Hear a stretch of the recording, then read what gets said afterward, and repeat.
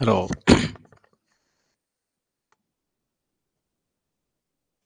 আচ্ছা, আমার ভয়েসটা শোনা যাচ্ছে কি একটু জানাবেন। আপনারা একটু মেসেজ করে জানাবেন ভয়েসটা ক্লিয়ার আছে কিনা। হ্যালো।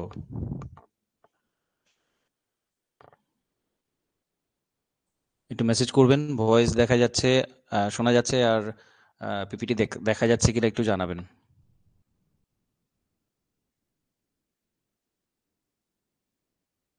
হ্যাঁ, পিপিটি দেখা যাচ্ছে, ভয়েস ঠিক আছে, পিপিটি দেখা যাচ্ছে কিনা একটু বলবেন।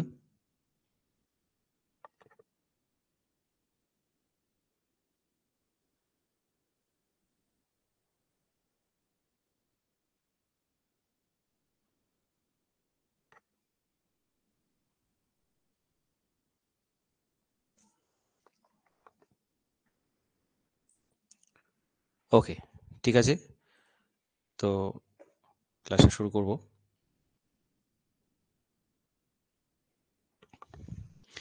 দেখুন, ভঙ্গিল পর্বতের উৎপত্তি সংক্রান্ত তত্ত্ব। ভঙ্গিল পর্বত কিভাবে উৎপত্তি হয়েছে দেখবেন আপনাদের সিলেবাসে সরাসরি বলা রয়েছে যে বিভিন্ন ভূমিরূপ এবং তার উৎপত্তি। প্রথমেই জিওটেকটনিকের একটা খুব গুরুত্বপূর্ণ টপিক। তো ভঙ্গিল পর্বতের উৎপত্তি সংক্রান্ত যে সমস্ত তত্ত্ব প্রচলিত আছে সেইগুলো সম্পর্কে আমরা জানবো। এবং দেখুন, আমাদের প্রশ্নের প্যাটার্ন যেহেতু এমসিকিউ প্যাটার্ন হবে, ঠিক কোন জায়গা থেকে কি ধরনের প্রশ্ন আসতে পারে সেটা কিন্তু আমি পড়ানোর সাথে সাথেই বলে দেব। আপনাদের যদি কিছু বলার থাকে, যদি সেই জায়গা থেকে কিছু প্রশ্ন থাকে, আপনারা অবশ্যই আমাকে সেটা জানাবেন। তো ভঙ্গিল পর্বত মূলত গিরিজনী আলোড়নের ফলে তৈরি হয়। অর্থাৎ যেটা আড়াআড়ি কাজ করে, যে বলটা, যে শক্তিটা, গিরিজনী আলোড়ন, সেই গিরিজনী আলোড়নের ফলে এটা হয়। তো ভঙ্গিল পর্বত উৎপত্তির বিভিন্ন পর্যায়কে গিরিজনী বলা হয়। এবার এটা সম্পর্কে বলেছেন কারা? ডানা, হল, টেলর, জেফ্রিস, হোমস, এই ধরনের ভৌগোলিকরা এটা নিয়ে কথা বলেছেন, গিরিজনী আলোড়ন নিয়ে তারা বলেছেন। তো পৃথিবীর বিভিন্ন বিবর্তনের সময়কালে, অর্থাৎ পৃথিবীর উৎপত্তির পর থেকে পরপর পরপর বিভিন্ন যে যুগগুলো এসেছে, সেই কোন যুগে কোন পর্বতের উৎপত্তি হয়েছে এবং তার শিলা গঠন কেমন, কি ধরনের কি সম্পর্ক, সেটা আমাদের কিন্তু এখানে জানতে হবে। খুব গুরুত্বপূর্ণ একটা ক্লাসিফিকেশন। দেখুন, প্রথমত গিরিজনী আলোড়ন নিয়ে কারা কাজ করেছেন, এটা থেকে প্রশ্ন হতে পারে। এরপর এই যে বিষয়টা, উৎপত্তির সময়কালের উপর ভিত্তি করে পর্বতকে কিন্তু চারটি ভাগে ভাগ করা যায়। একটা হচ্ছে প্রিক্যাম্বিয়ান, একটা হচ্ছে ক্যালিডোনিয়ান, একটা হার্সিনিয়ান, আর একটা হচ্ছে আলপাইন। মোস্ট ইম্পর্টেন্ট চারটে ক্লাসিফিকেশন। প্রিক্যাম্বিয়ান, ক্যালেডোনিয়ান, হার্সিনিয়ান এবং আলপাইন। এবার এইগুলো নিয়ে আমাদেরকে ডিটেলসে জানতে হবে একটু। তো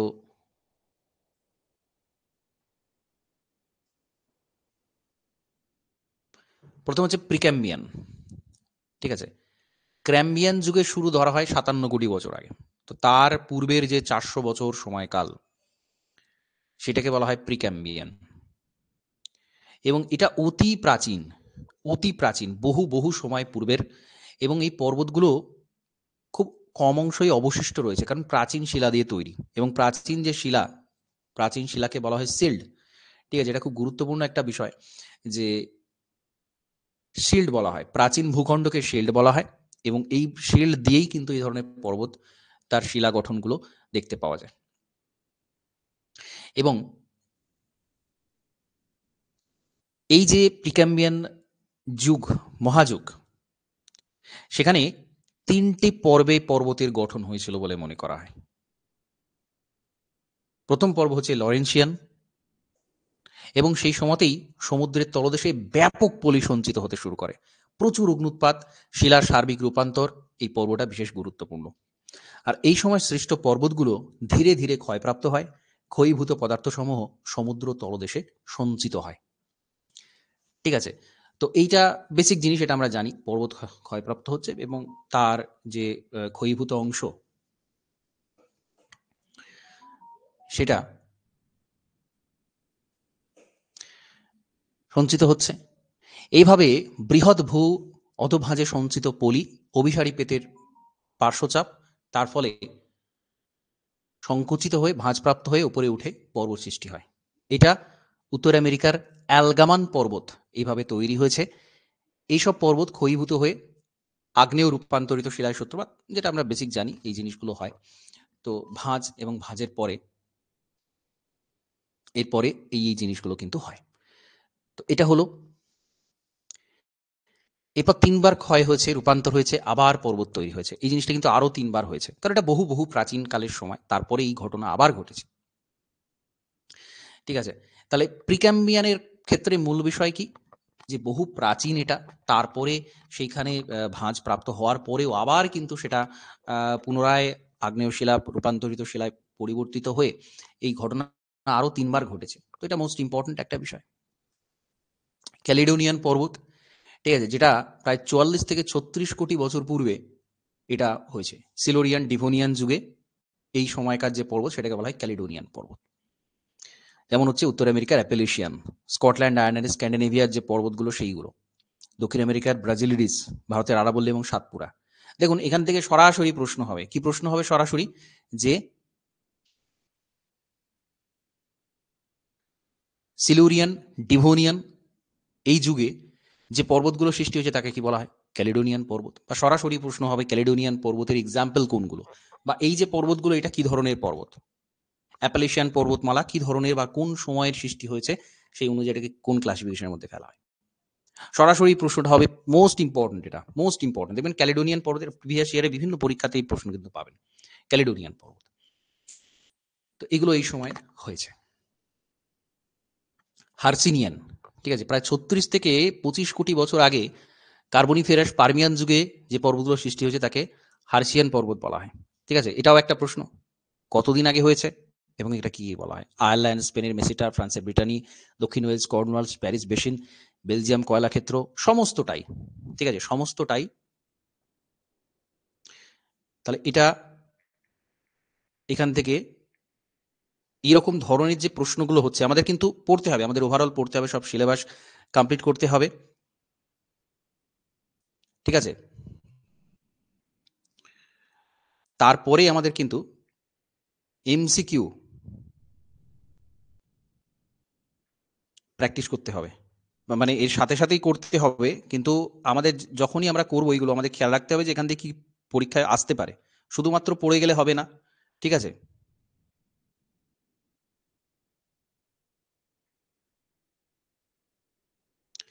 তো এইখানে ইনফরমেশনগুলো কিন্তু মনে রাখতে হবে।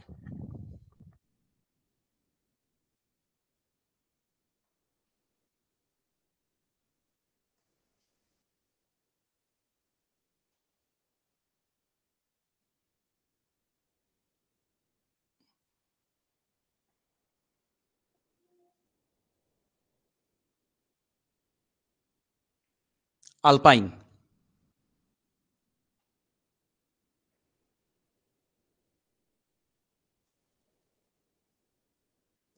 আলপাইনের মধ্যে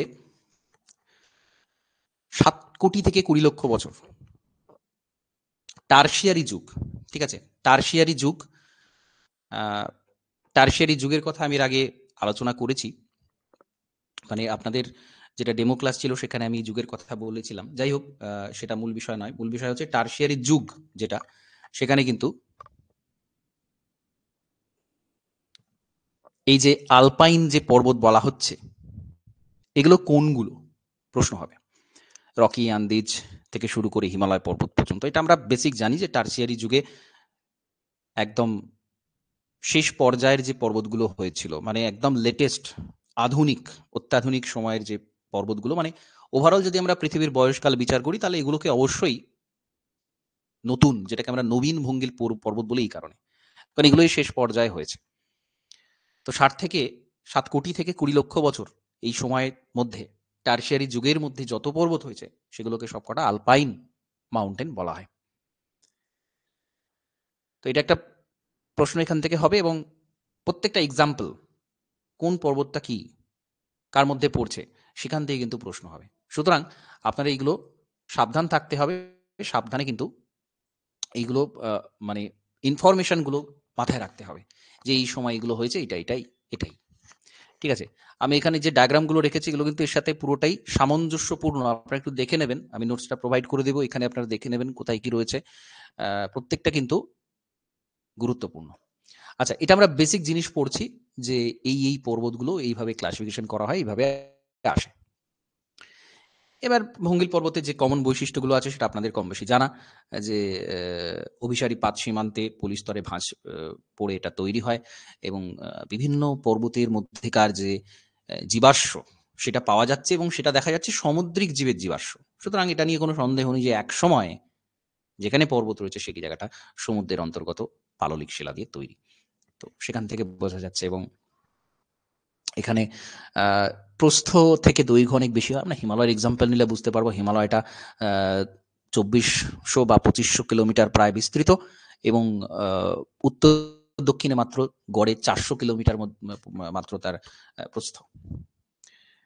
ঠিক আছে, তো এরকম কিছু বেসিক কমন যে বৈশিষ্ট্য আমরা ভঙ্গিল পর্বতের ক্ষেত্রে দেখি, এখানেও সেই বিষয়গুলো একটু বলা আছে, এটা আপনারা দেখে নেবেন। এখানে মানে আলাদা কিছু নেই, খুব কমন যে জিনিসগুলো, ঠিক আছে, ভাঁজযুক্ত হয়, চ্যুতি দেখতে পাওয়া যায় কোথাও কোথাও, এবং উপরে পাললিক শিলা তো থাকেই, নিচে কোথাও কোথাও অগ্নুৎপাতের চিহ্ন কিন্তু থাকে, যেহেতু পাতের মার্জিন এলাকাতে যেহেতু হয়, কোথাও কোথাও কিন্তু এখানে অগ্নুৎপাতও দেখতে পাওয়া যায়, এবং ভূমিকম্প তো বটেই, ভঙ্গিল পর্বতমালাতে ভূমিকম্পটা খুব কমন ব্যাপার। তো যাই হোক, এবার আমাদের অধ্যায়ের যে মূল অংশ, থিওরি, কে কি বলছেন, ভঙ্গিল পর্বতের উৎপত্তি সম্পর্কে কে কি বলছেন, সেইটা আমাদেরকে কিন্তু জানতে হবে।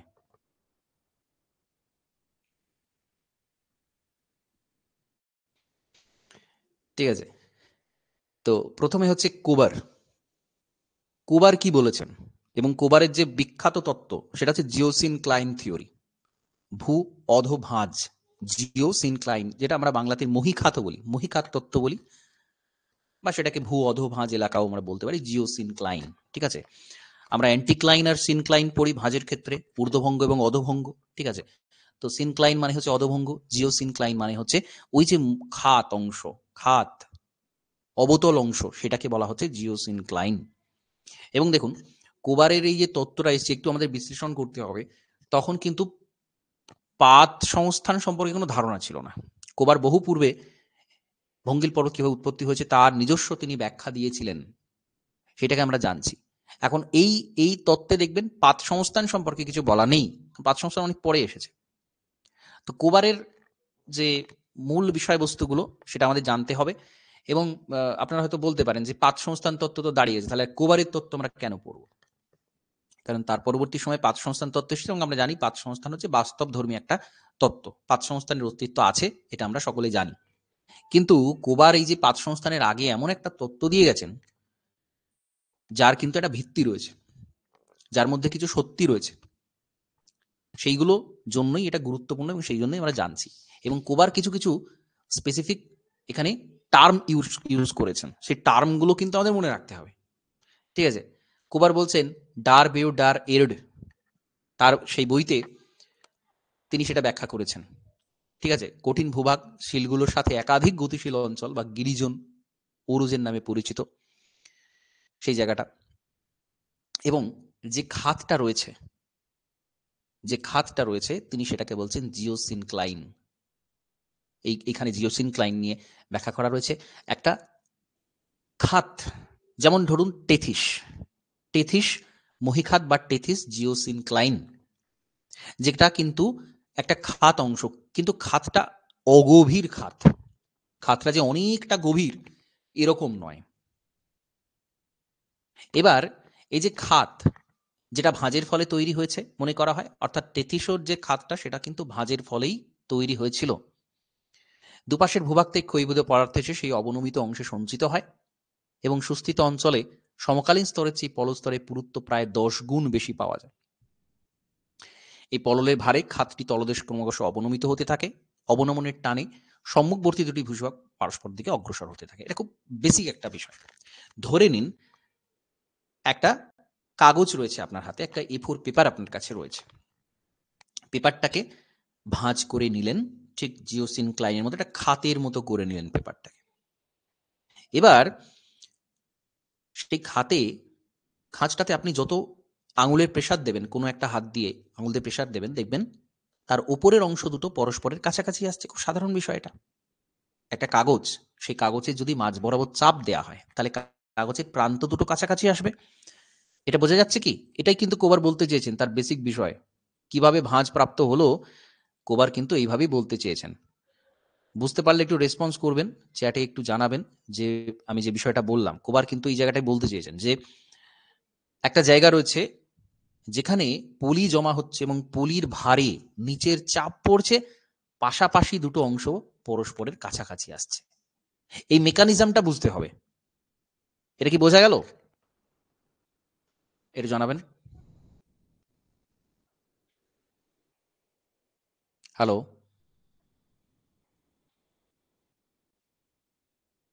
চ্যাটে একটু বলবেন। কেউ না বুঝতে পেরে থাকলে বলবেন। সুদীপ চক্রবর্তী বললেন হ্যাঁ বোঝা গেছে। কেউ যদি না বুঝতে পারেন তাহলে বলবেন, কারণ এটা কিন্তু মূল মেকানিজম। ঠিক আছে,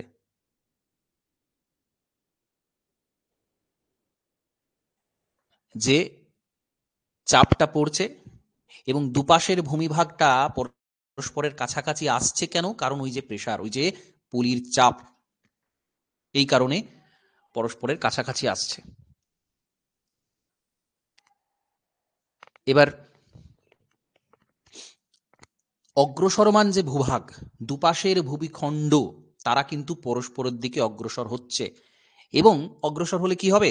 মাঝের যে পলি জমি ছিল, যেটা পাললিক শিলা হয়ে গিয়েছিল, সেইখানে কিন্তু ভাঁজ দেখা দেবে। মাঝে পলি রয়েছে, দুপাশে দুটো ভূখণ্ড পরস্পরের কাছে আসছে পলির চাপে, তাহলে তো ভাঁজ দেখা দেবে। এবং এক সময় সেই ভাঁজটা কিন্তু ভঙ্গিল পর্বতমালা দেখতে পাওয়া যাবে। এটা কিন্তু একেবারে কোবার যা বলেছিলেন পুঙ্খানুপুঙ্খ সেই বিষয়টা।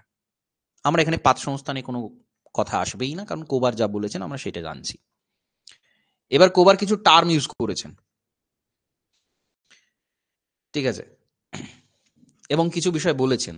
তিনি একটা এখানে বিষয় আনছেন যে সংকোচন বল, পৃথিবী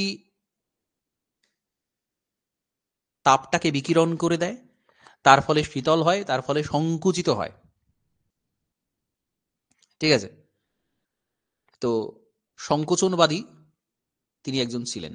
পৃথিবী শীতল হওয়ার ফলে সংকোচন বলের প্রভাবে সুস্থিত ভূভাগ সম্মুখ ভূমিতে অনুভূমিক গতি তৈরি হচ্ছে, যার চাপে পাললিক শিলা কুঞ্চিত হয়ে ভাঁজযুক্ত হয়ে পর্বতমালা তৈরি করছে। এই এবার হচ্ছে এই তত্ত্বের কি ভিত্তি রয়েছে? তিনি বেশ কিছু এক্সাম্পল দিচ্ছেন, প্রাচীন কিছু ভূমিভাগ, ঠিক আছে, এবং তিনি একটা টার্ম ইউজ করছেন, সেটা হচ্ছে ক্র্যাটোজেন। এই যে টার্ম, এখান থেকে প্রশ্ন হবে। প্রথমত geosyncline, what is geosyncline? Who invented the term? Who use the term, এরকম প্রশ্ন হবে। আবার এই ক্র্যাটোজেন, হোয়াট ইজ ক্র্যাটোজেন? ক্র্যাটোজেন মানে হচ্ছে ওই যে খাত, ওই যে জিওসিনক্লাইন, তার আশপাশের যে ভূমিরূপ, তার আশপাশের যে ভূমি, সেটাকে উনি বলছেন ক্র্যাটোজেন, সেটাকে উনি বলছেন ক্র্যাটোজেন। এবার এরকম কিছু ক্র্যাটোজেন হচ্ছে কি কানাডিয়ান সিল্ড অঞ্চল, বাল্টিক বা রাশিয়ান সিল্ড, সাইবেরিয়ান সিল্ড, ভারতীয় শিল্ড, ভারতীয় শিল্ড মানে দক্ষিণ ভারতের অংশটা, African shield, Brazilian shield, etcetera etcetera. তো এগুলোকে উনি বলছেন। এবার কোবার পর্বত গঠনের 6টি প্রধান পর্ব কথা বলেছেন।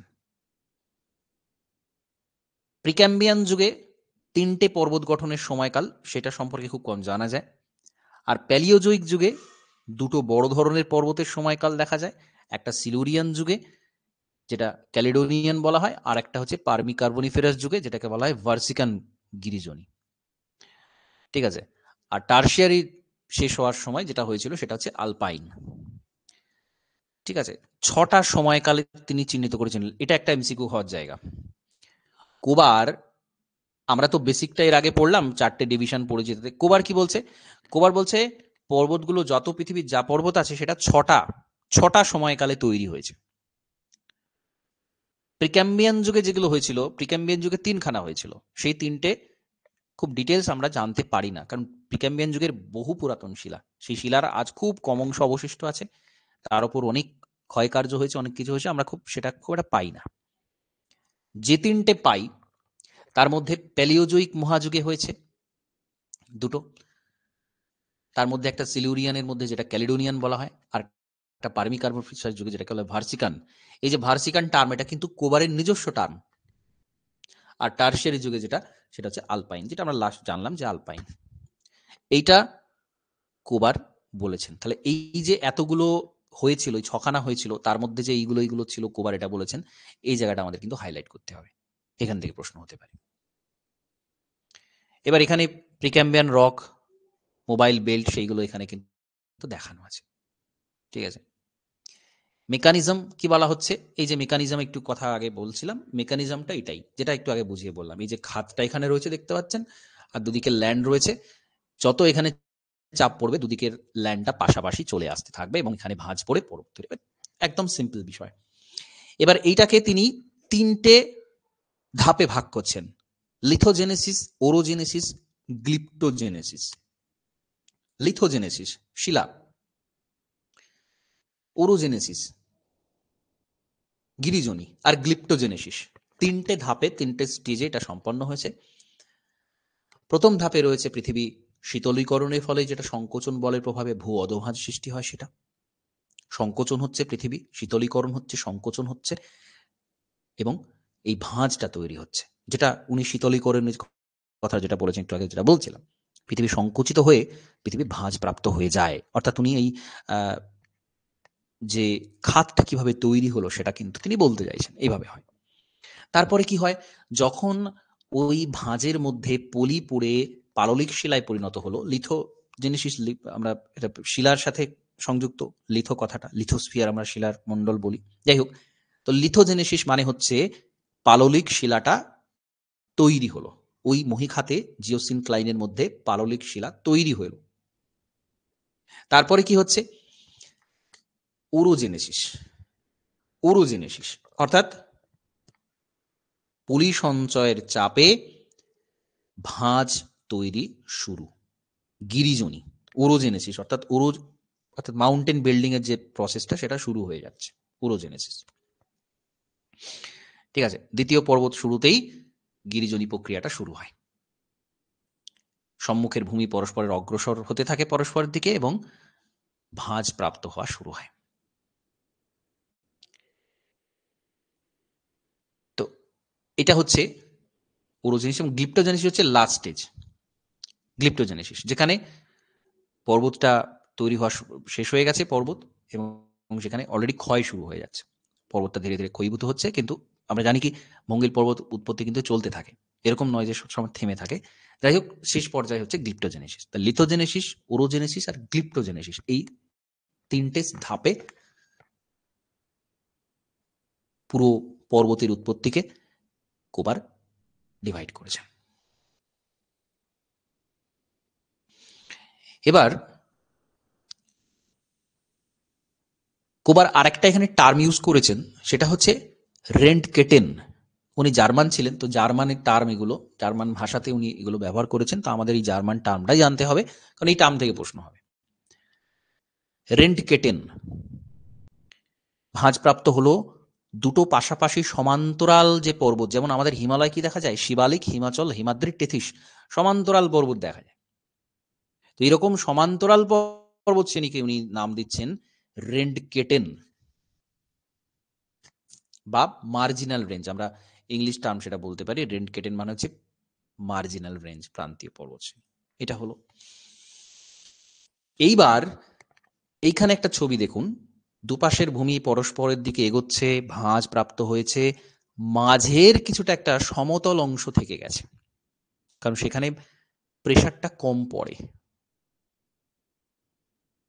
দুপাশের চাপটা বেশি, সেখানে পর্বতের উঁচু অবস্থিত, আর মাঝে একটা প্রায় সমতল অংশ। এটাকে উনি নাম দিচ্ছেন কি, মিডিয়ান মাস। মিডিয়ান মাস। তো এটা হলো। তো এই ভাঁজটা, এই যে নামটা, ঠিক আছে, মিডিয়ান মাসের অনেক এক্সাম্পল আছে। যেমন আমরা বলতে পারি যে টেথিস এই অংশে এই যে পামির মালভূমি তৈরি হয়েছে। পামির মালভূমির ছাদ, আমরা বলি পৃথিবীর ছাদ, কারণ উপরটা সমতল, প্রায় সমতল অংশ, উঁচু অংশ কিন্তু প্রায় সমতল, এবং তার আশপাশে অনেক এরকম পর্বত রয়েছে, ভঙ্গিল পর্বত। তো এটা একটা মিডিয়ান মাসের এক্সাম্পল। এরকম আরো অনেক পর্বত আছে যার মধ্যে এরকম মিডিয়ান মাস দেখা যায়। এটা প্রশ্ন হবে, কনসেপচুয়াল কোয়েশ্চেন, যে ভঙ্গিল পর্বতের মাঝ বরাবর প্রায় সমতল যে অংশ, সেটাকে কোবার কি বলেছেন? আবার প্রশ্ন হবে, মিডিয়ান মাস কি, দিয়ে 1 2 3 4 ABCD করে 4টে অপশন।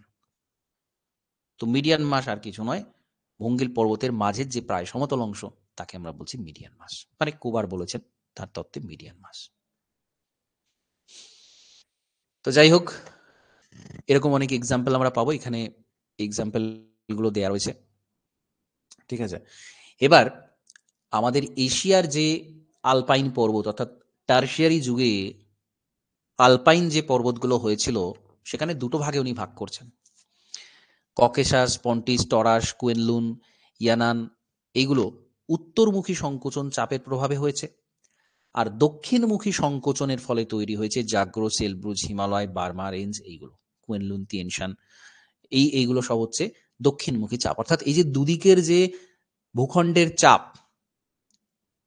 দুদিকের ভূখণ্ডের চাপে একদিকে উত্তরমুখী চাপের ফলে এই সাইডে তৈরি হলো একটা, দক্ষিণমুখী চাপের ফলে এই পর্বতগুলো তৈরি হলো, আর মাঝখানের সমতল অংশ তাহলে কোনটা, মালভূমি আকারের তিব্বত মালভূমি, ইরান মালভূমি, আনাতোলিয়া মালভূমি, এগুলো সব হচ্ছে মিডিয়ান মাসের এক্সাম্পল। তো এই এক্সাম্পল গুলো মনে রাখতে হবে, ঠিক আছে। এটা মালভূমি হিসেবে। আবার হাঙ্গেরি সমভূমি, এটাও একটা মিডিয়ান মাস। সাগর আকারে ভূমধ্য সাগর কিন্তু একটা অবশিষ্টাংশ, টেথিসের একটা অবশিষ্টাংশ ধরা হয় ভূমধ্য সাগরকে, সেটাও একটা মিডিয়ান মাস হিসেবে ধরা হচ্ছে। ক্যারিবিয়ান সাগরকেও তাই। তাহলে এই যে পুরো ওভারঅল তত্ত্ব, এখানে কিন্তু অনেক গবেষণার বিষয় রয়েছে, অনেক কিছু বিষয় রয়েছে। তো এটা মোস্ট ইম্পর্টেন্ট। এখন এটা কোবারের তত্ত্ব, কোবার তার মতো বলেছেন, ঠিক আছে। এখন আমরা অবশ্যই সমালোচনা আছে, ফুল প্রুফ এটা নয়, এর অনেক দুর্বলতা আছে। সেগুলো কি? প্রথমত তিনি সংকোচন বলের কথা বলেছেন। এখন সংকোচনের ফলে শুধু এত বড় বড় ওই ভূখাঁজ, মানে জিওসিনক্লাইন তৈরি হয়ে যাবে শুধু সংকোচন, পৃথিবীর তাপ বিকিরণ করে সংকুচিত হচ্ছে, তারপরে এটা এটা মানা যায় না, এটা পুরোপুরি সঠিক নয়। আবার উনি পূর্ব পশ্চিমে বিস্তৃত পর্বতের ব্যাখ্যাগুলো করেছেন, কিন্তু রকি আন্দি যেগুলো উত্তর দক্ষিণে বিস্তৃত, আমাদের হিমালয় তো পূর্ব পশ্চিমে বিস্তৃত, কিন্তু মহাদেশ জুড়ে পুরো রকি আন্দিজ এরা কিভাবে তৈরি হলো সেটা কিন্তু তার ব্যাখ্যাটা তার তত্ত্বে পাওয়া যায় না। ঠিক আছে, তাহলে কোবারের থিওরি এখানে মূলত আমরা বলতে পারছি এটা হলো। তা এই জায়গাটাতে আপনার কিছু বোঝার সমস্যা আছে কি বলার আছে সেটা বলতে পারেন, বা বোঝা গেছে কিনা সেটা আমাকে একটু রেসপন্স করবেন।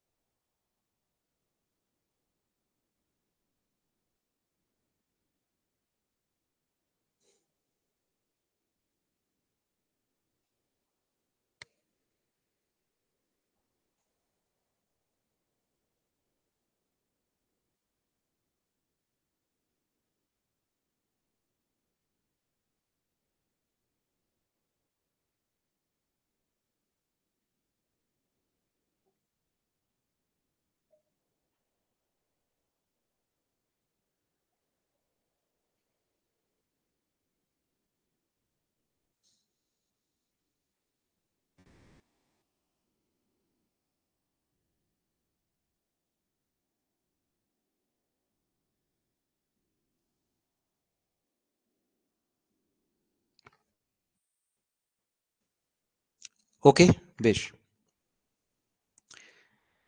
ঠিক আছে, তাহলে পরের থিওরিটাতে যাব। সেটা হচ্ছে আর্থার হোমসের কনভেকশনাল কারেন্ট থিওরি। ঠিক আছে,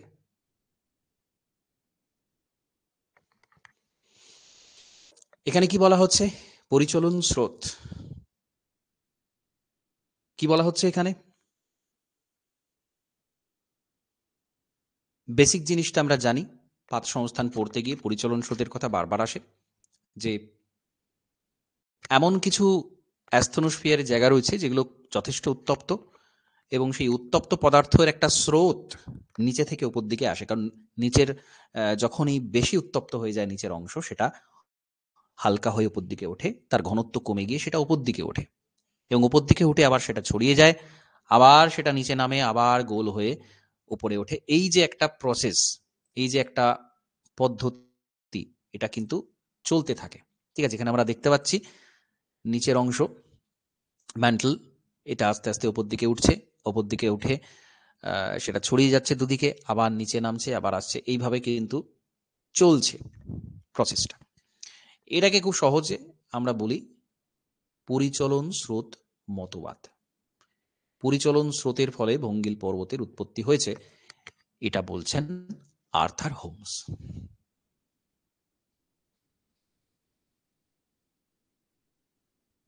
এই এই ঘটনাটা ঘটে, এবং এখানে কি হয়, ক্রমাগত এরকম স্রোতের প্রভাবে স্থানটা উঁচু হয়ে পর্বতের সৃষ্টি হয়। ঠিক আছে, এখানে দেখুন হোমস যখন বলছেন তখনও কিন্তু পাত সংস্থান তত্ত্ব আসেনি। হোমস জাস্ট বলছেন যে এই পদার্থগুলো এসে উপর দিকে এসে মিলিত হয়, এবং উপরে যেখানে মিলিত হচ্ছে সেই জায়গাতে পর্বত তৈরি। একটু ভালো করে দেখুন, ওসেন রিজ তৈরি হচ্ছে, যেখানে এসে মিট করছে, এই নিচে থেকে উপরে এলো, উপরে এসে মিট করছে, সেখানে আমরা দেখছি কি ভঙ্গিল পর্বত তৈরি হচ্ছে।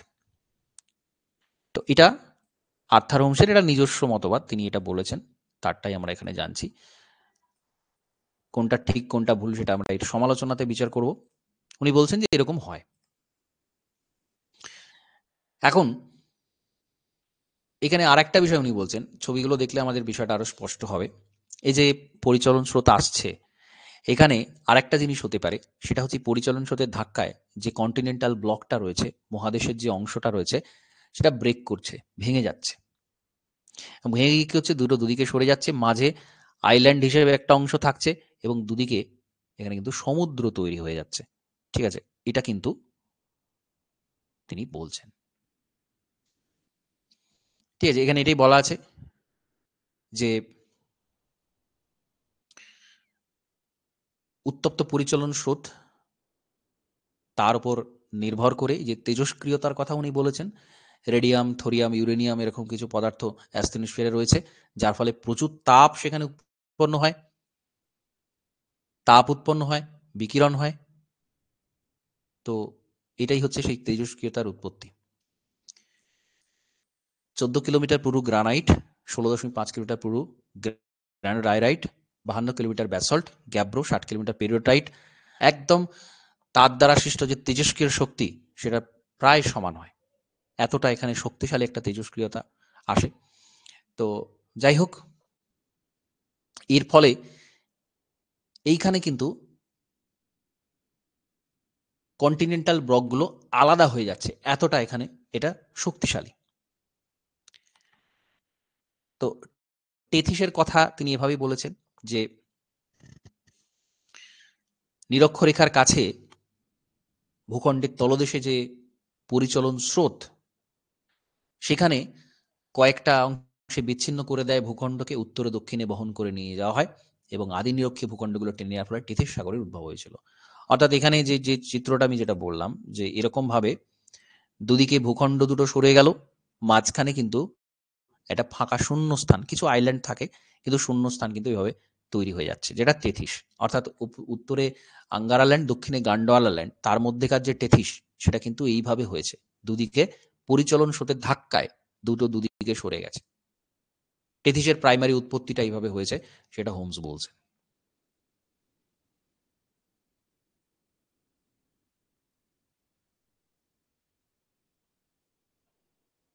তো এইভাবে কোথাও সরিয়ে নিয়ে যাচ্ছে, কোথাও অবনমন হচ্ছে, কোথাও উত্থান হচ্ছে, আর কোথাও কোথাও আবার বিভিন্ন পদার্থ এসে জড়ো হচ্ছে। কেন জড়ো হচ্ছে? কারণ এই যে একটা মাস একটা দিকে সরে যাওয়ার অর্থ কি, এই যে একটা অংশ সেটা যে একটা জায়গায় সরে গেল, তাহলে এই জায়গাতে এসে সেটা জড়ো হচ্ছে বা এই জায়গাতে এসে জড়ো হচ্ছে। এবার যেখানে সেই অংশটা এসে সঞ্চিত হচ্ছে, জড়ো হচ্ছে, সেইখানে কিন্তু পর্বতের উৎপত্তি হচ্ছে, ধীরে ধীরে সেখানে পর্বতের উৎপত্তি হচ্ছে। তো এইটা কিন্তু আস্তে আস্তে আস্তে আস্তে পুরুত্ব বাড়ে এবং এইভাবে পর্বত তৈরি হয়, এটা কিন্তু বলা হচ্ছে। ঠিক আছে, তো এখানে এই যেটা আমি বললাম লরেসিয়া গান্ডোয়ালা ল্যান্ডের যে বিষয়টা, সেটা এইভাবেই তৈরি হয়েছে। পরিচলন স্রোতের প্রভাবে এরা সরে গেছে পরপর এবং ধীরে ধীরে কিন্তু একটা জায়গাতে সঞ্চয় হচ্ছে এবং ধীরে ধীরে সেখানে পর্বতের উৎপত্তি হচ্ছে।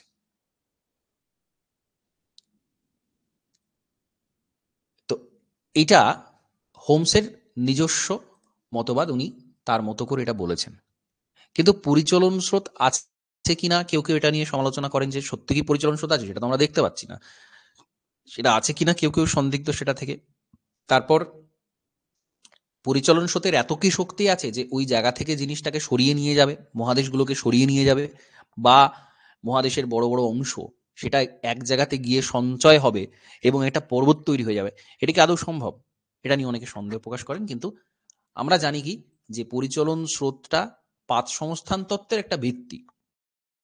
পরিচলন স্রোতের প্রভাবেই পাতগুলো চলাচল করে, এরকম আমরা হোমসের এই ধারণা থেকে কিন্তু পরবর্তীকালে এটা প্রতিষ্ঠা পায়। কিন্তু এই পরিচলন স্রোতের জন্য পর্বত তৈরি হচ্ছে, এটা পুরোপুরি সঠিক নয়। কারণ আমরা জানি পাত সংস্থান তত্ত্বের আলোকে পরবর্তীকালে জানতে পেরেছি যে একটা পাত একটা পাতের নিচে প্রবেশ করছে, মাঝের পলি ভাঁজকে উপর দিকে উঠছে এবং পর্বত তৈরি হচ্ছে। সুতরাং পর্বতের উৎপত্তির বিষয়টা স্পষ্ট না হলেও আমরা এটুকু বলতে পারি তার তত্ত্ব থেকে যে পরিচলন স্রোত কিন্তু আছে এবং যে যার যেটা পাত সংস্থানের একটা অন্যতম কারণ, পাত চলাচলের একটা অন্যতম কারণ।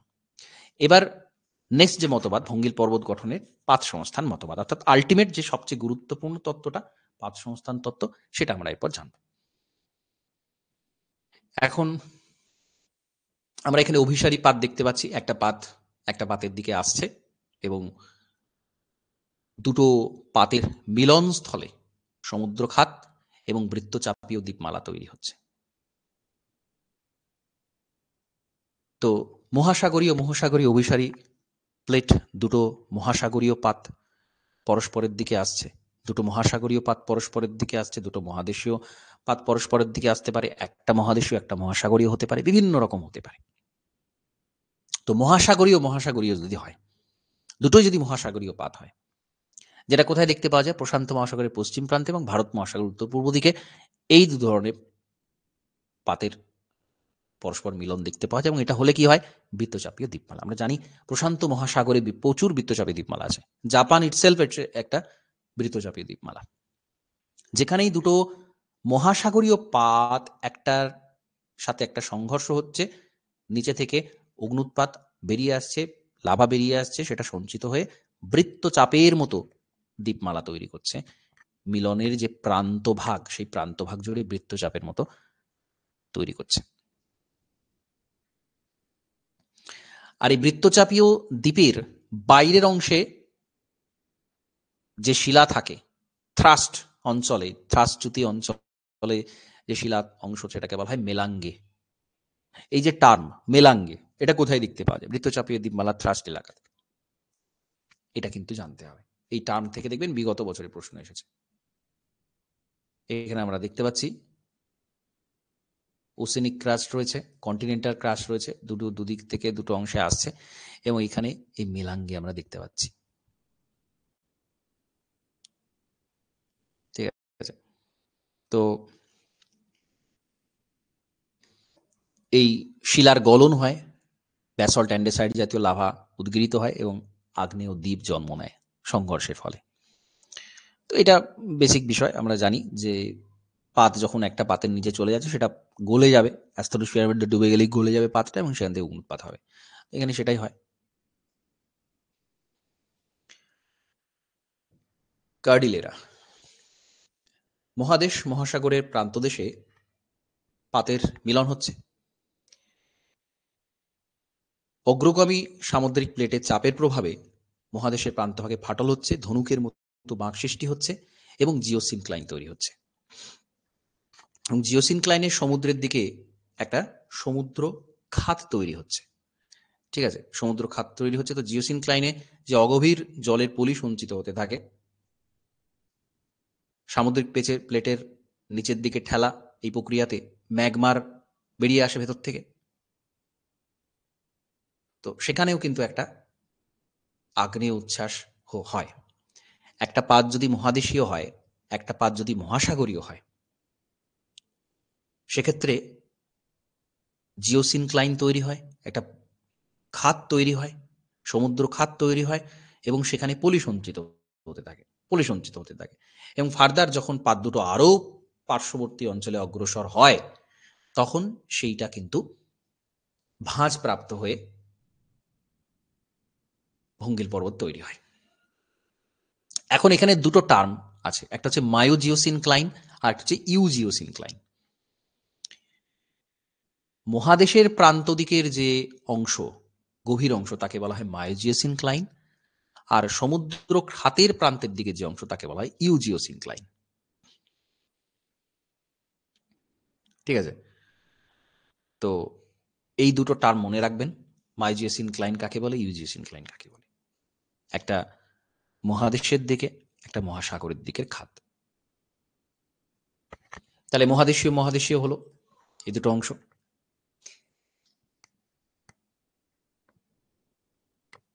এবার মায়োজিওসিনক্লাইনে যে পলি সঞ্চিত হয়, তাকে বলা হয় মোলাস।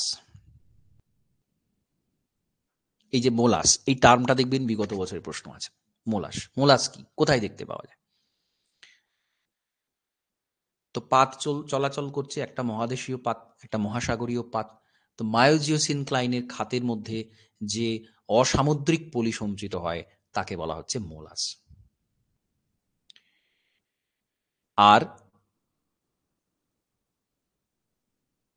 অবিশুদ্ধ বেলে পাথর, ব্রেক্সিয়া, কংগ্লোমারেট, এই ধরনের যে অবক্ষেপ, তাকে বলা হয় ফ্লিস। ফ্লিস। তো সুইজারল্যান্ডে আলপস পর্বতে এরকম শিলা থেকে এই ফ্লিস নামটা তৈরি হয়েছে। ফ্লিস থেকেও দেখুন প্রশ্ন হয়েছে, ফ্লিস কাকে বলে, কোথায়, মানে কি দিয়ে তৈরি। এই যে অবক্ষেপ, যেখানে বেলে পাথর, ব্রেক্সিয়া, কংগ্লোমারেট থাকছে, সেই অবক্ষেপকে বলা হচ্ছে ফ্লিস। ঠিক আছে, তাহলে এখানে দুটো মোস্ট ইম্পর্টেন্ট দুটো টার্ম আমরা এখানে দেখতে পেলাম, এইগুলো। ঠিক আছে, তো এটা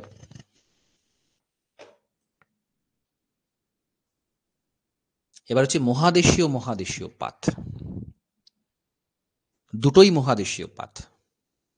এখন আমরা হিমালয়, আল্পস, ইউরাল,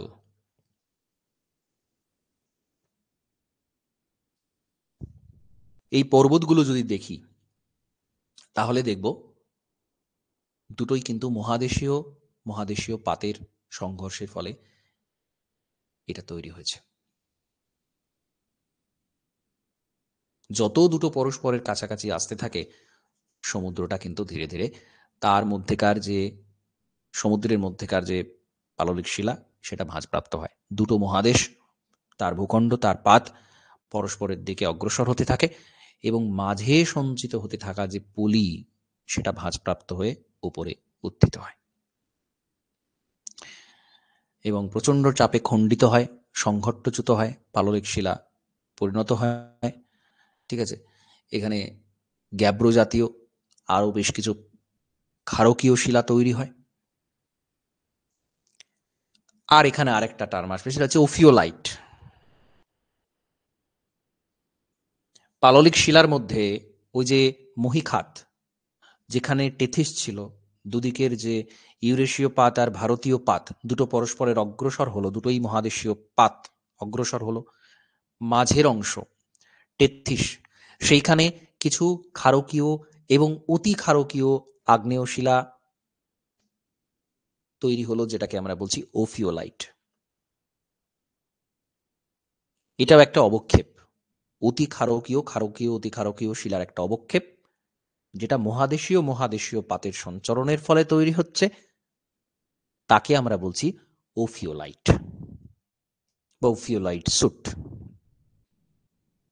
এটাও দেখবেন বিগত বছরের প্রশ্নে পাওয়া যাবে। তাহলে এইগুলো বেশ কিছু প্রশ্ন উত্তর রয়েছে, যেটা কিন্তু আমাদের খুব সাবধানে পড়তে হবে। এবং সাবধানে আমি কারণ বলছি, এখানে অনেকগুলো টার্ম আছে, সেই যে কোবারের থিওরি থেকে টার্ম আসা শুরু হয়েছে, প্রত্যেকটা থিওরিতে কিন্তু এক একটা টার্ম ইউজ করা আছে এবং বিগত বছর খুললেই দেখবেন এই টার্ম থেকে প্রশ্ন হয়েছে এবং কোনটা কোন সময়কার পর্বত, তার কি বৈশিষ্ট্য, সেখান থেকে অনেক প্রশ্ন আপনারা দেখবেন হয়েছে।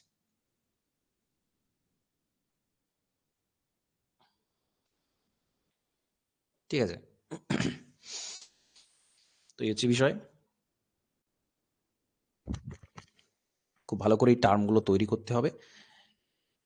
আর সুচার লাইন, একটা সময় দুটো মহাদেশীয় পাত পরস্পর প্রায় জোড়া লেগে যায়, সেই যে প্রান্তরেখা তাকে বলা হচ্ছে সিউচার লাইন, আর পুরো এলাকাটাকে বলা হচ্ছে সিউচার। সেই পাতের দুটো সীমান্তের এলাকা যেখানে দুটো পরস্পর এসে মিলিত হলো, সেই এলাকাটাকে বলা হচ্ছে সিউচার। আর যে লাইন বরাবর রেখা বরাবর মিলিত হলো পাত দুটো, তাকে বলা হচ্ছে সিউচার লাইন। এটা একটা ইম্পর্টেন্ট টার্ম, এটা থেকেও প্রশ্ন হতে পারে। তো ওভারঅল প্রত্যেকটা তত্ত্বে প্রত্যেকটা জায়গাতে কিন্তু প্রচুর পরিমাণে প্রশ্নোত্তর হওয়ার জায়গা রয়েছে। এখানে টাইপগুলোই বলা হোক বা তার বৈশিষ্ট্য কোথায় দেখতে পাওয়া যায়, এক্সাম্পল থেকে প্রশ্ন হবে। ভূগোলে প্রচুর এক্সাম্পল থেকে প্রশ্ন হয়, আপনারা জানেন। টার্ম থেকে প্রশ্ন হবে, এই ধরনের যে টার্ম, এখানে প্রচুর টার্ম ইউজ করা আছে। যে ধরনের জার্মান টার্মগুলো ইউজ করেছিলেন কোবার, সেখান থেকে শুরু করে হোমসের থিওরি থেকে একদম পাত সংস্থান পর্যন্ত প্রচুর টার্ম এখানে আছে। তো আপনাদের প্রত্যেকটার উপর কিন্তু আলাদা করে ফোকাস করতে হবে, প্রত্যেকটা থেকে কিন্তু আলাদা করে ভালো করে তৈরি করতে হবে। এবার বলুন, এখান থেকে আপনাদের ওভারঅল যেটা বলেছি সেটা কতটা বুঝতে পারা গেল, বা কোথাও কিছু ঘাটতি খামতি আছে কিনা, বোঝার অসুবিধা আছে কিনা, সেটা আমার একটু জানাবেন, একটু রেসপন্স করবেন।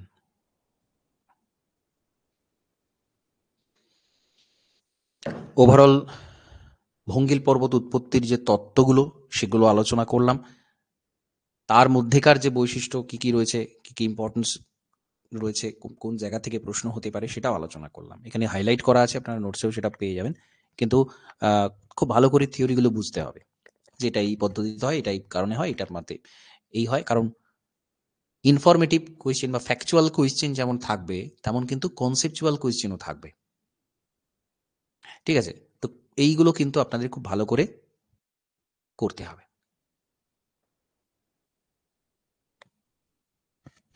ওকে।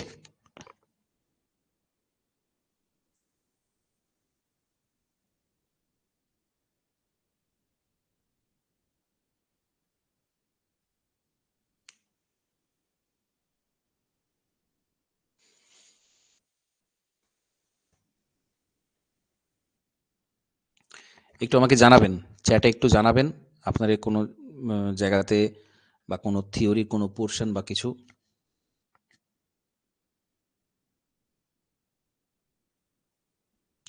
দেখুন, ওয়েগনারের কথা বলছেন, এখানে ওয়েগনারের থিওরি তো এখানে আসেনি। এখানে ওয়েগনারের যে তত্ত্ব, মহিষঞ্চরণের বিষয়টা উনি বলেছেন। উনি মহিষঞ্চরণের কথা বলেছেন, কন্টিনেন্টাল ড্রিফটের কথা বলেছেন, সেটা আলাদা জিনিস। আমরা এখানে কি করে ভঙ্গিল পর্বত তৈরি হলো সেগুলো আলোচনা করছি। ভঙ্গিল পর্বত তৈরির এই তত্ত্বগুলো আছে, থিওরিগুলো আছে। ঠিক আছে? আমরা যখন ওয়েগনারের মহিষঞ্চরণ তত্ত্ব পড়বো, কন্টিনেন্টাল ড্রিফট থিওরি পড়বো, তখন আমরা ওয়েগনার নিয়ে আলোচনা করবো, কারণ ওয়েগনারের সাথে ভঙ্গিল পর্বতের কোনো সম্পর্ক নেই। ঠিক আছে, বোঝা গেছে?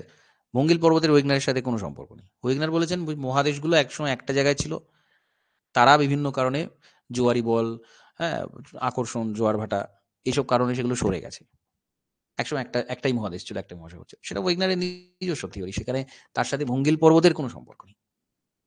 কোবার বলেছেন ভঙ্গিল পর্বতের কথা, হোমস বলেছেন, এবং লেটেস্ট যে থিওরি, প্লেট টেকটনিক থিওরি, সেইখান থেকে আমরা ভঙ্গিল পর্বত উৎপত্তির ব্যাখ্যাটা পাই, আলটিমেট ব্যাখ্যা। কারণ প্লেট টেকটনিক আছে, এটা নিয়ে সকলে একমত। এটা হচ্ছে একটা প্রতিষ্ঠিত থিওরি।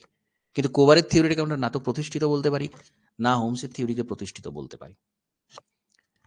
যাই হোক, যখনই এই ভঙ্গিল পর্বত উৎপত্তির তত্ত্বগুলোর কথা আসবে, তখন এই তিনটে তত্ত্ব আসবে, তিনটে থিওরি অবশ্যই আসবে। আরো অনেকে অনেক রকম কথা বলেছেন, কিন্তু এইগুলো কিছু বৈজ্ঞানিক ভিত্তি ছিল এবং কিছু গুরুত্ব ছিল, যে কারণে আমরা এই তত্ত্বগুলো পড়ছি। এবং এর মধ্যেকার যে টার্মগুলো, যেটা যেটা আমি হাইলাইট করে দিলাম, যেগুলো যা বললাম, অবশ্যই পড়বেন, কারণ এখান থেকে কিন্তু প্রশ্ন টার্গেট করা হবে। ঠিক আছে? এই টার্মগুলো কিন্তু সব জায়গাতে নেই, সব বইতে এগুলো পাবেন না। এবং সাজানো গোছানো লেখা রয়েছে, হাইলাইট করা আছে, দেখবেন ইংলিশ টার্মগুলো দেয়া আছে। কারণ এখানে দুরকমই পরীক্ষা হবে, ইংলিশ ভার্সানে হবে, বেঙ্গলি ভার্সানে হবে। তো বা বাংলাতে যখন পরীক্ষা হবে, তখন দেখবেন ইংলিশ টার্ম থেকে ডাইরেক্ট কোয়েশ্চেন হতে পারে, ইংলিশ টার্ম ধরে কোয়েশ্চেন হবে। কিছু কিছু টার্মের বাংলা হয় না, ইংলিশই হয়। তো এখানে সেগুলো দেয়া আছে।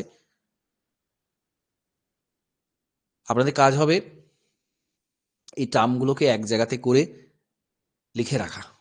হ্যাঁ, পিডিএফ পাবেন, অবশ্যই অবশ্যই পিডিএফ পাবেন, পিডিএফ পাবেন। আপনারা সেইটা থেকে, পিডিএফটা থেকে একটু শর্ট আউট করে রাখবেন, আপনাদের খাতায় তুলে রাখবেন টার্মগুলো, তার মিনিংগুলো ছোট করে লিখে রাখবেন। তাতে কি কি হবে, পরীক্ষার সময়তে আপনাকে খুঁজতে হবে না, বা আপনি যখন রিভাইজ করবেন তখন চট করে রিভিশন হয়ে যাবে।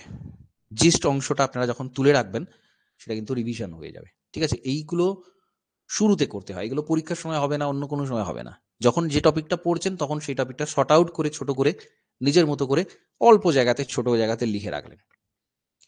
ওভারঅল টপিকটা রিভিশনের সময় সেটা আপনার কাজে দেবে এবং মনেও থাকবে। আপনি যখন লিখে রাখছেন, সেটা কিন্তু মনে থাকবে। ঠিক আছে? তাহলে এই প্রসেসে এখন থেকে আপনারা কিন্তু লিখুন। দেখুন, সব থেকে যে পজিটিভ দিক পরীক্ষার, সেটা হচ্ছে ডেটটা ঘোষণা করা হয়েছে, যেটা সবচেয়ে প্রয়োজনীয় বিষয়। আমরা টার্গেট নিতে পারবো যে এই সময়ের মধ্যে আমাদের কভার করতে হবে, এবং তার জন্য আমাদেরকে বর্তমান সময় থেকে এতটা করে পড়তে হবে, এই টপিক পড়তে হবে। শুধু পরীক্ষার ফর্ম ফিল আপ হলো, শুধু নোটিশ এলো, সেটা থেকে তো বোঝা যায় 1 বছর 2 বছর কবে কতদিন হতে পারে, তার কোনো গ্যারেন্টি নেই। কিন্তু এখানে যেহেতু বলে দেয়া হয়েছে সেপ্টেম্বরের 14 তারিখ আর 20 তারিখ পরীক্ষা, সুতরাং এখানে ওই ভয়টা নেই যে আমি পড়ে যাচ্ছি অথচ পরীক্ষা হচ্ছে না। সেই ভয়টা প্রায় নেই, প্রায় বলাই ভালো। কারণ পিএসসি কখনো কখনো ডেট চেঞ্জ করে, সেটা আমরা মাথায় রাখবো না, খুব 0.1% কেসে হয়। এই দুটো ডেটেই পরীক্ষা হবে, সেটা ধরে নিয়ে আমরা কিন্তু ওভারঅল পড়াটা সেভাবে এগিয়ে নিয়ে যাব।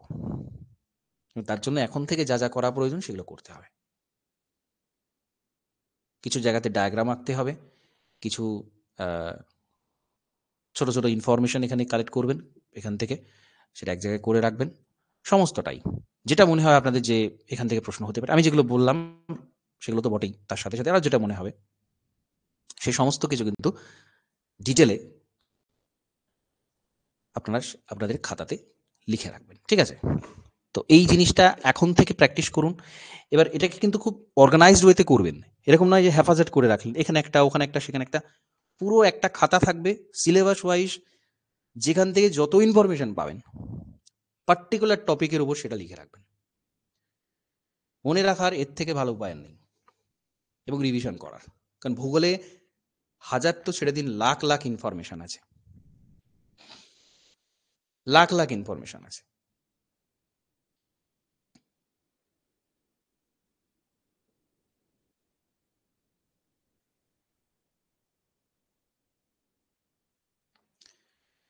ঠিক আছে? এই প্রসেসগুলো অবলম্বন করুন। আমি মাঝে মধ্যেই আপনাদের কোয়েশ্চেন আনসার জিজ্ঞাসা করব, মক টেস্ট তো থাকবেই। আমি ক্লাসেও অনেক কোয়েশ্চেন আনসার জিজ্ঞাসা করব, কারণ প্রিভিয়াস ক্লাসের সাথে পরবর্তী যে ক্লাসে তার সাথে কিছু কানেকশন থাকবে, সেগুলোও করব। নর্মালি আমি বিভিন্ন প্রশ্ন উত্তর করব। তো আপনারা ওভারঅল টপিকগুলো কিন্তু রিভিশন করতে থাকবেন, পড়তে থাকবেন। ঠিক আছে? শুরু থেকে সিরিয়াস হয়ে যান। যেটুকু সময় আছে সেটা খুব কম সময়। পরীক্ষার আগে এটুকু খুব কম সময়। প্রতিযোগিতার লেভেল ধরুন বা সিলেবাসের যে ব্যাপ্তি সেটা ধরুন, সবটাই। তো সেইভাবে প্রিপারেশনটা নিতে হবে। এবং বিগত বছরের কিছু প্রশ্নোত্তর যদি আপনারা দেখে থাকেন বা পরীক্ষা দিয়ে থাকেন, মানে প্রিভিয়াস ইয়ার কোয়েশ্চেন খুব একটা পাওয়া যায় না চট করে, খুব রেয়ার পরীক্ষাগুলো হয়, খুব দূরে দূরে অনেক পরে পরে পরীক্ষাগুলো হয়। তো সেখানে দেখবেন একটু কোশ্চেনের স্ট্যান্ডার্ড কিন্তু যথেষ্ট ভালো। নর্মাল স্কুল সার্ভিসের যে প্রশ্ন হয়, পিএসসির অ্যাসিস্ট্যান্ট মাস্টার মিস্ট্রেসের যে প্রশ্ন হয়, সেখানে কিন্তু মানটা বড়, কারণ হচ্ছে সিট সংখ্যাটা কিছুটা সীমিত থাকে। সেখানে বাদ দেওয়ার ব্যাপার থাকে, প্রচুর সংখ্যক আবেদন জমা পড়ে, প্রচুর সংখ্যক পরীক্ষার্থী পরীক্ষা দেন, তো তাদের বাদ দেওয়ার ব্যাপার থাকে। তো সেখানে কোয়েশ্চেন কিন্তু যথেষ্ট স্ট্যান্ডার্ড করা হয়, যথেষ্ট স্ট্যান্ডার্ড করা হয়। তো সেইভাবে প্রিপারেশন নেবেন, যাতে করে প্রতিযোগিতায় টিকে থাকা যায়, এবং যতগুলোই সিট থাকুক না কেন, নিজের জায়গাটা যেন সেখানে পাকা করে নেওয়া যায়, সেই লক্ষ্যটা রেখে পড়বেন। এবং এখানে একটা কথা হচ্ছে, মাঝামাঝির কোনো জায়গা নেই। হয় খুব ভালো করে পড়তে হবে, নাহলে পড়ে কোনো লাভ নেই। এই মাঝামাঝি পড়ে কিছু লাভ নেই, খুব ভালো করে পড়তে হবে। কারণ ওই পার্টিকুলার জায়গাতে আমার সিটটা আমার পাকা করতে হবে, এই প্রতিযোগিতার মধ্যে আমাকে টপ লেভেলে থাকতে হবে। সেটার জন্য যা যা করা দরকার আমি পরামর্শ দেবো, যে এইগুলো করুন। দেখুন, পড়ে শুধু হয় না, কিছু টেকনিক অ্যাপ্লাই করতে হয়। আমি এখানে ক্লাস করিয়ে দিলাম, নোটস দিয়ে দিলাম, মক টেস্ট নেওয়া হলো, সব কিছুর পরেও কিছু কৌশল, কিছু টেকনিক থাকে, সেগুলো অ্যাপ্লাই করতে হয়। তবে বাকিদের থেকে আলাদা করে এগিয়ে যাওয়া সম্ভব হয়। শুধু পড়ে হবে না। তো সেগুলো আমি সময় সময় ক্লাসের মধ্যে বলে দেব, সেগুলো আপনারা করবেন, অ্যাপ্লাই করবেন যতটা যা হয়। আর যেভাবে বললাম, এখন থেকে লেখাটা শুরু করুন, লিখে রাখুন, তথ্যগুলো এক জায়গাতে কালেক্ট করুন। সমস্ত সমস্ত তথ্য, যেখানকার যত তথ্য হবে এই টপিকে, যেখান থেকে যা পাবেন সব এক জায়গাতে কালেক্ট করবেন। ঠিক আছে?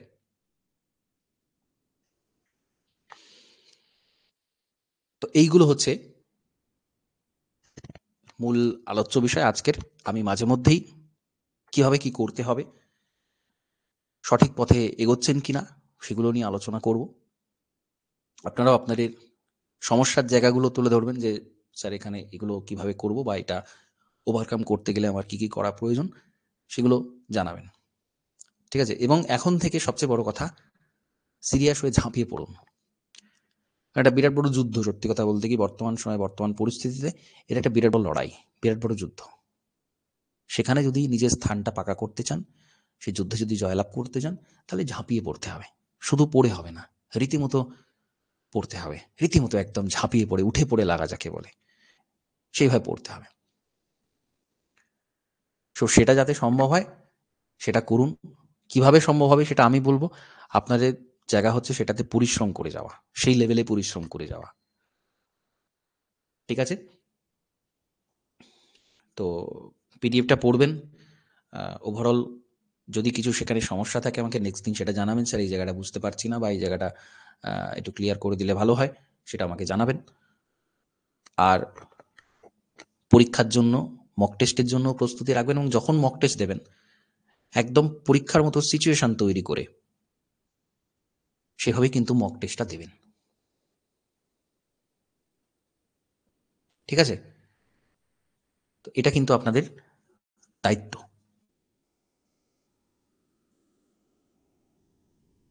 ওকে? ওভারঅল আমি বললাম এই জিনিসগুলো, আলোচনা করলাম। খুব ভালো করে আপনারা এটা তৈরি করে নেবেন। যেটুকু আছে একটু তৈরি করে নেবেন এবং তার সাথে, সাথে লেখাটা প্র্যাকটিস শুরু করে দিন। ওকে? ঠিক আছে তাহলে আজকে ক্লাস এখানে করছি। নমস্কার, ধন্যবাদ।